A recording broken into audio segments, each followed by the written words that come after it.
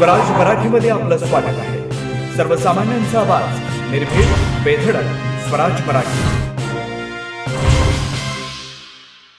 सांगली जिल्ह्यातील खानापूर तालुक्यातील विटा शहरापासून अगदी 6 ते 7 किलोमीटर अंतरावर असलेल्या विटा लेंगरे रोडवरील जोंदळखिंडी गावाच्या हद्दीत रोड लगत महिंद्रा TUV कंपनीची 4 चाकी गाडीने सायंकाळच्या वेळेत रस्त्यावरच पेट घेतल्यानं वाहनधारक आणि नागरिकांची चांगलीच तारांबळ उडाली।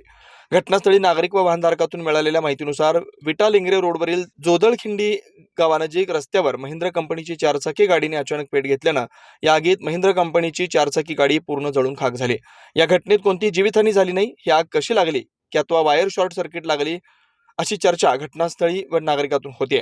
अचानक या गाडीने पेट घेतल्यानं सदर विटा नगरपालिकेच्या अग्निशामक दलाला तातडीने दूरध्वनीवरून घटनास्थळी असणाऱ्या श्री संजय निकम यांनी फोन करून घडलेल्या घटनेची माहिती दिल्यानंतर तातडीने विटा नगरपालिका अग्निशामक दल जवान यांनी घटनास्थळी धाव घेतली। तोपर्यंत महिंद्रा TUV ही 4 चाकी गाडी पूर्णपणे जळून खाक झाली होती। अंदाजे या गाडीची किंमत 20 लाख रुपये असल्याची चर्चा घटनास्थळी नागरिकातून होते। या आगीत कोणतीही जीवितहानी झाली नसली तरी गाडी पूर्णपणे जळून खाक झाली।